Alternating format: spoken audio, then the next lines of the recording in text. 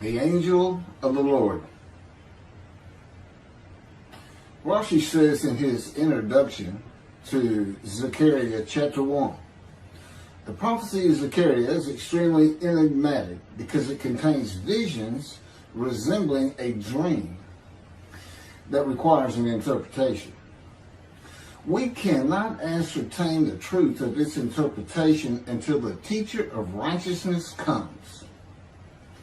Nonetheless, I will put my heart to recounseling the verses one by one, according to the interpretations that resemble it, and follow the interpretation of Jonathan.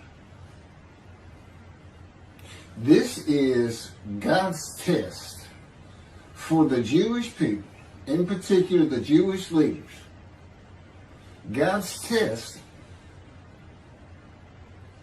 of who the descendant of David is. The man described in Isaiah 53, the teacher of righteousness. That's who Rashi, known as one of the first rabbis to say that Isaiah 53 described the people, the Jewish people, as the patriarch Israel. Then here he is in Zechariah saying, we got to have to know the truth of at least chapter 1 of Zechariah, to know its truth, because we can't do it. And no Jewish man, religious, academic, commentator, or otherwise, has ever had the answer to this. And yet this video is going to give it to you. Why? I'm a teacher of righteousness. This is Zechariah chapter 1, verses 7 through 12. That's the preamble that Rashi leads into before he starts his commentary. And this is in midrash form. That's where I take parts of a verse and interpret each in individual segments. Verse 7. On the 24th day of the 11th month of the second year of Darius, the month of Shabbat, this word of the Lord came to the prophet Zechariah, son of Berechiah, son of Edo. This word of the Lord. This verse continues with, in the night I had a vision, which is not a word of the Lord. The word of the Lord coming to Zechariah means the messenger of the words of God has come to Zechariah, who is the angel of God's presence, and the word of the Lord. Literally, that's his name. He has alighted upon Zechariah to bring a vision from God. Not a word, a vision. Verse 8. In the night I had a vision.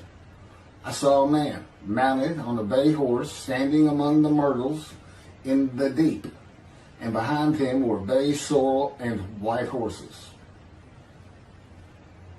In the night I had a vision. There's a man on a horse standing in the myrtles. He is later referred to as the angel of the Lord, standing in the myrtles. The angel of the Lord alights upon and enters men, and my name, Hashem, is in him and can speak through the man. Zechariah has an angel with him who is his guide in the vision. The deep is like a valley Zechariah is looking down on, filled with myrtle trees, and then an open area below that is where the bay, sorrel, and white horses are. Verse 9. I asked, what are those, my Lord? And the angel who talked with me answered, I will let you know what they are. What are those, my Lord? Zechariah is not talking to the angel. That's an angel. It's not my Lord. Who answered, but who never lets him know what they are. he is asking the man standing among the myrtles on a bay horse about the horses in the open area and calls him my Lord. Verse 10. Then the man who was standing among the myrtles spoke up and said, these were sent out by the Lord to roam the earth. Then the man who was standing among the myrtles spoke up and said, again, this is midrash form. Okay, so the man standing in the myrtles answers the question of Zechariah, not the angel who is with Zechariah. Verse 11, and in fact, they reported to the angel of the Lord, who was standing among the myrtles.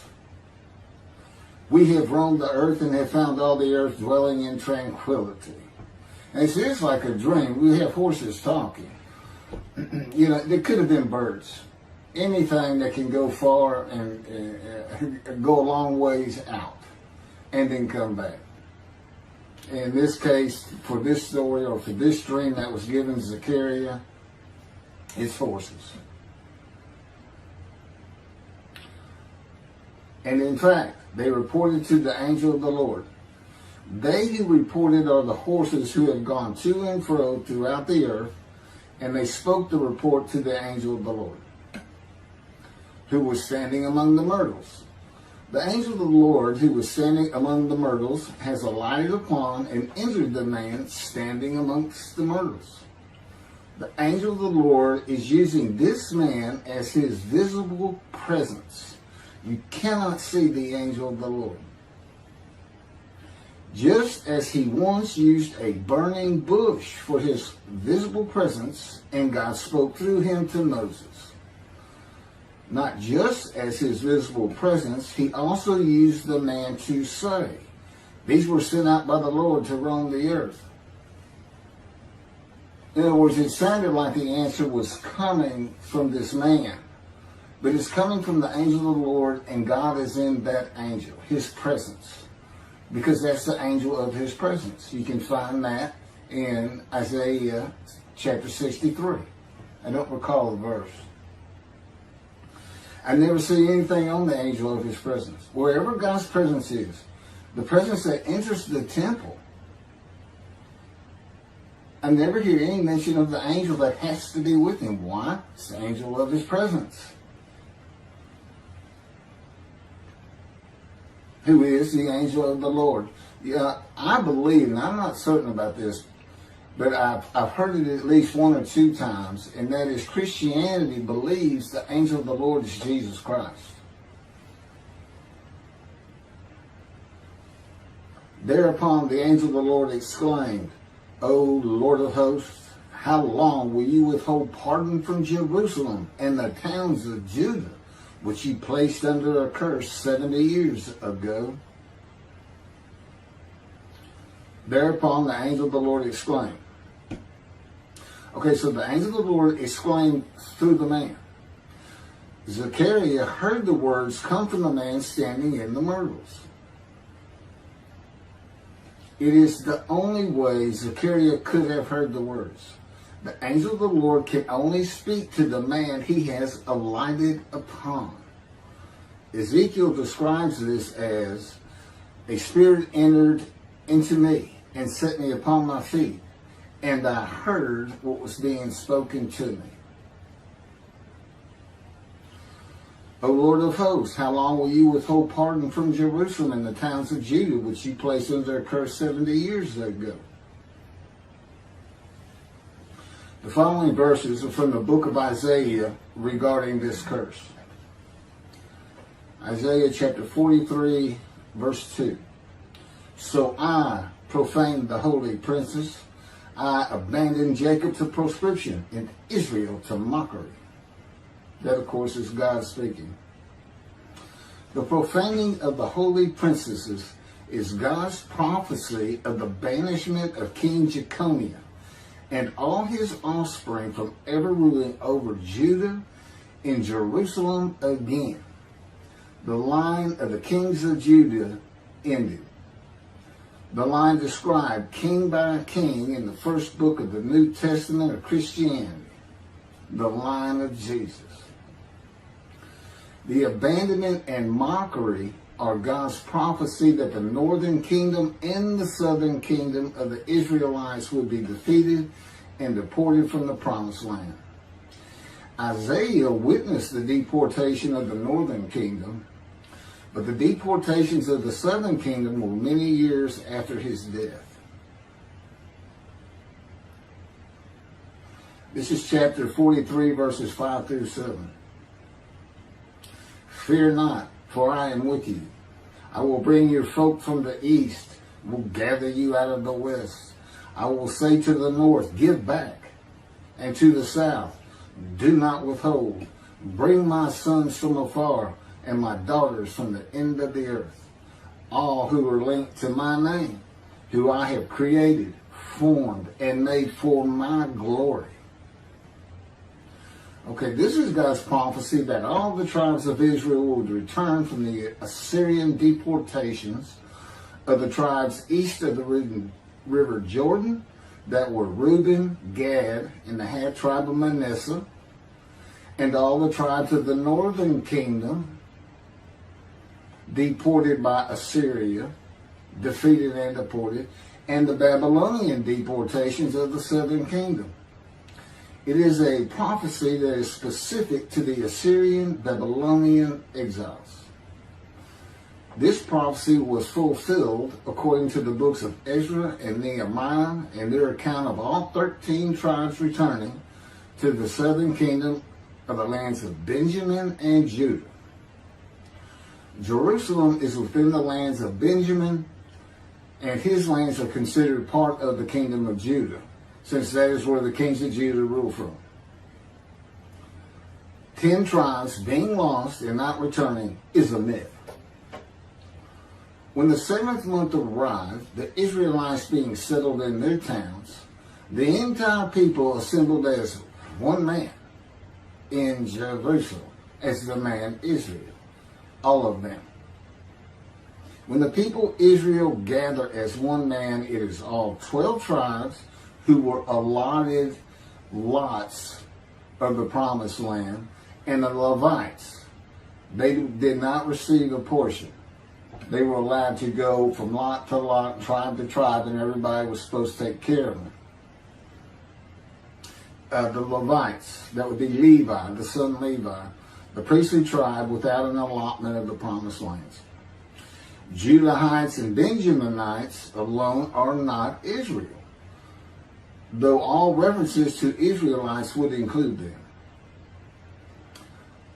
All of Israel had returned together to Jerusalem and Judah, mindful of the imported Gentiles in the northern kingdom, imported by the Assyrians, many of whom tried to stop the building of the second temple. This is why everybody returning, all 13 tribes, all went to Judah. The northern kingdom was occupied by Gentiles, I would assume Assyrians and Arabs.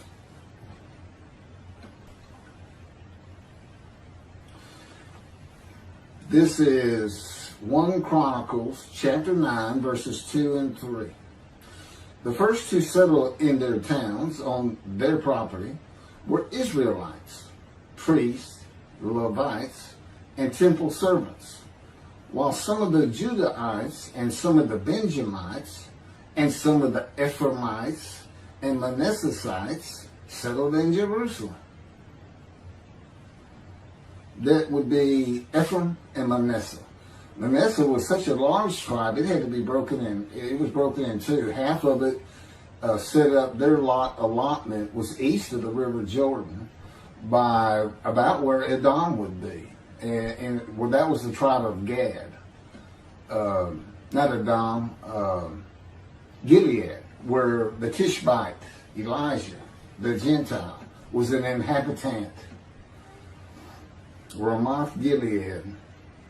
Manassites, Ephraimites, and Judahites were the tribes with the largest allotment of the lands of Abraham, and Jerusalem is in the lands of the Benjamites. Those are who just got mentioned.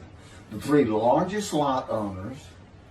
Okay, Benjamin, that's where Jerusalem is. He's important. And of course the priests, the Levites. So Ephraim and Manasseh were not lost tribes, as many believe from writings outside of the Bible. There never were lost tribes according to the Bible. Okay, so all 13 tribes returned and settled in new towns. The accounts of the deportations indicate there was not much left of the old towns. There is no account of how the new towns were settled, though it is unlikely it was based on prior ownership. The exile lasted too long for the deported owners to still be alive, and the tribes of the northern kingdom had to build new towns to live in. It also says the Levites settled in on their lands. So everybody had to pick and choose, and I'm sure the strong and wealthy got the best places, and again, many just settled in Jerusalem. Okay, this is Isaiah chapter 43, verse 14. Thus said the Lord, your Redeemer, the Holy One of Israel, for your sake I send to Babylon.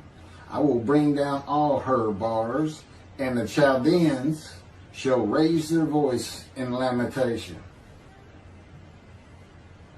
This is God's prophecy that Assyria would be conquered by the Babylonians, who were defeated by the Chaldeans. But they actually go back and forth and actually became somewhat intermingled, Chaldeans and Babylonians. And that he would raise up the Gentile anointed king Cyrus of Persia to conquer them, to clear the way for all the tribes to return. That's how he cleared the way to the desert or made rivers for them. Basically, he got Cyrus to release them. Chapter 43, verse 25. And I never hear anything about this.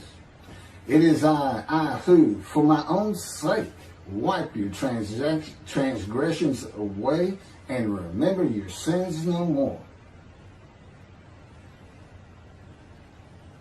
Okay, this is God doing, and he says this, something new. I'm going to do something new for the Israelites. This story repeats with the new covenant that includes sin forgiveness of the Jewish people that arise with Elijah and the angel of the covenant after the exiles of the Roman dispersal return to the land of Israel in a time to come. That's from Jeremiah chapter 31. The Jewish people have returned from the Roman dispersal of them throughout the world, the diaspora, which means outside of the promised land, outside of Israel, to a land that lay desolate for more than 2,000 years until after the Holocaust, and they created the state of Israel in 1948. 70 years later, and that's funny too, because they talk about a curse of 70 years. That 70 years, I believe, just applies to the last of 3 deportations of Judah and the defeat by the Babylonians. Because the northern kingdom had been defeated and deported long before that, and the first to be defeated and taken to the lands of Assyria was Gad, the half tribe of Manasseh, the lands east of the river Jordan. 70 years later, the land blooms again, and Jerusalem has been rebuilt as a great city, larger than it was in ancient times. According to God's words in Jeremiah 31, the time to come to deliver the new covenant with sin forgiveness is here. That's very important for the interpretation of at least chapter 1 of Zechariah. That means the angel of the covenant that you desire of Malachi 3 is on his way, followed by God and the messenger Elijah. And when God's third temple is built, he will return to it suddenly. This is the day of the Lord. That's Malachi chapter 3. Now, Zechariah is in Jerusalem, and the construction on the second temple is about to begin. Isaiah has written God's words of sin forgiveness, which would have removed the curse long before this, when they were returning, when the remnant of the 13 tribes was returning. And the angel of the Lord proclaims, O Lord of hosts, How long will you withhold pardon from Jerusalem and the towns of Judah, which you placed under a curse 70 years ago? Okay, this vision of Zechariah and the words of the angel of the Lord through the man standing in the myrtles regarding the curse 70 years ago is to make Zechariah think and try to understand why the angel of the Lord would say this. From his perspective, the curse was lifted. He was back in Jerusalem with all the tribes preparing to build the second temple. The vision is for Zechariah to find out how and when the curse was lifted. And that's important today, because this is the day of the Lord. The new covenant is here, and every single Jew throughout the world is forgiven of their sins right now. And that message has been given to me to be delivered. And it's not getting out there. It's just not getting out there. And that's what happened here. Because if you read Ezra and Nehemiah, it's clear they had no idea that their slates had been claimed. And sitting and continue, once you know that God has just said, okay, I'm not going to remember any of that. Let's all start fresh. I'm here with the covenant of friendship. Let's everybody start being observant Jews. Okay? Which would include going to Yom Kippur. Having a slate clean does not mean you have a lifetime now of sin forgiveness. The books of Ezra and Nehemiah reveal, this is how God had me write it down. This is from the book, Isaiah 53, in the day of the Lord, that was dictated to me. The books of Ezra and Nehemiah reveal that the 13 tribes did not know they had been right. We have to wait for the teacher of righteousness to know. And this is another thing I never see in this Messianic era that is taught, that is coming, is that God is with the descendant of David as he was with Moses. I mean, just right there with him.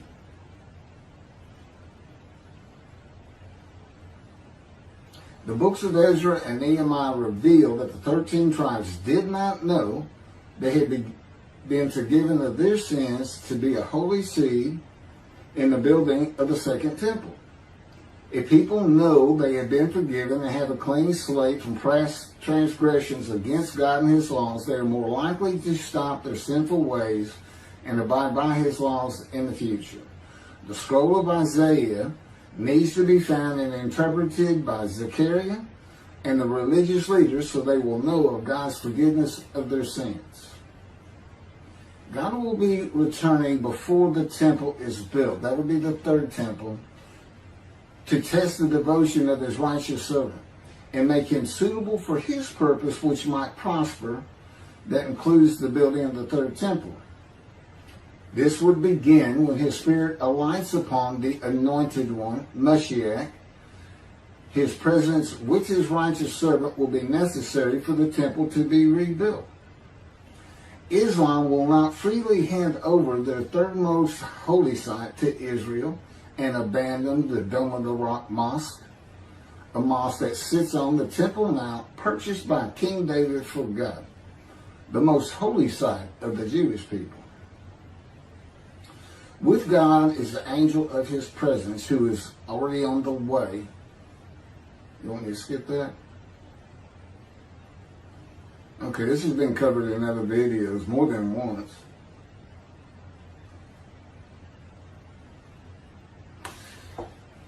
The prophet like Moses will have other similarity to Moses beyond writing God's words at his command and direction, as this was written.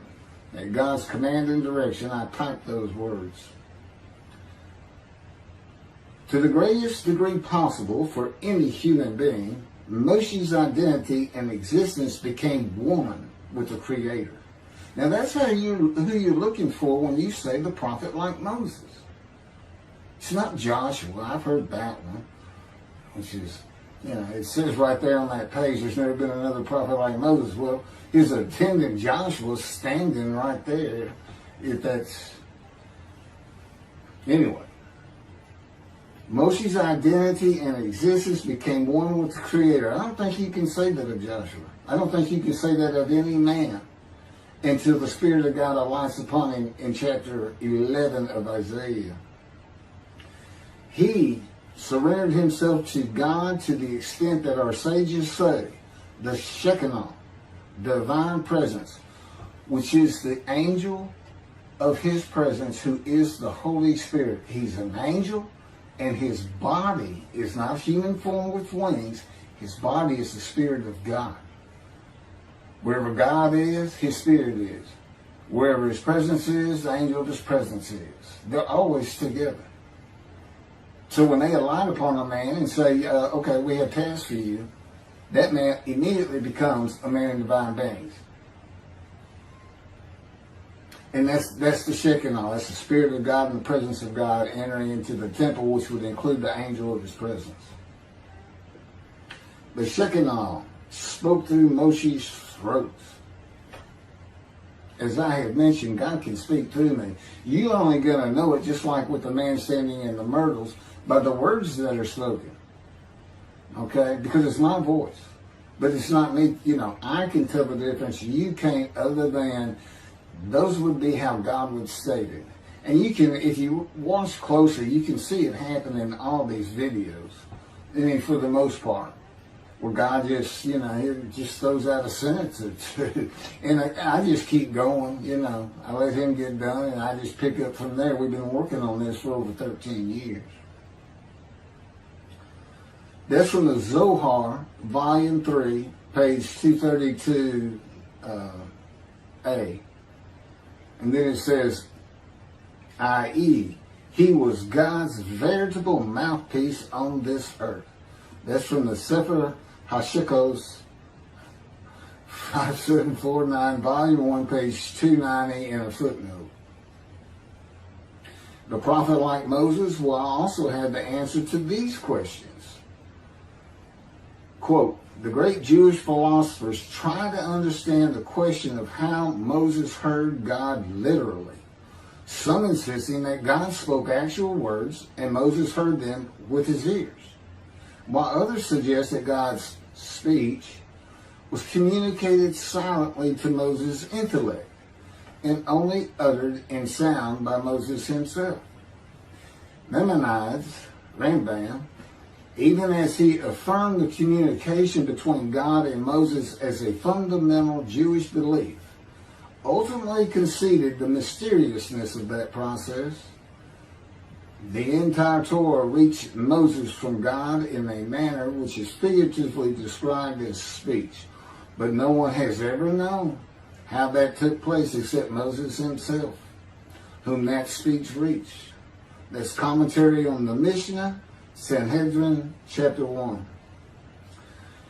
Well, I have the answers, and I've been telling you the answers. God is in his Spirit. Spirit enters into you because we find it in Ezekiel. There's where God tells you. God was telling Ezekiel, Ezekiel, get up on your feet. Ezekiel says, at that very moment, a spirit entered into me and I could hear the words of God. There it is. When he enters him. Now, he's not hearing that through his ears. There's the first question answered. It's not to your ears. And there is a silent knowing. That's what we call it, what God has taught me. Now, generally, I just hear words as though they came in through my ears and they're in my mind, as though my eyes and my ears had perceived. But he can put just knowledge into my mind without uttering a word. And it's kind of can be pointed out easiest with when he comes to a man, and like he came to Samuel, and Samuel just says, here I am. It's as though before he speaks to you, and this is what happened with me, he put in a knowledge in my mind that the God of creation was about to speak to me. And so when he did speak, it was as though he had always been there speaking to me. Not unlike how Adam would have felt.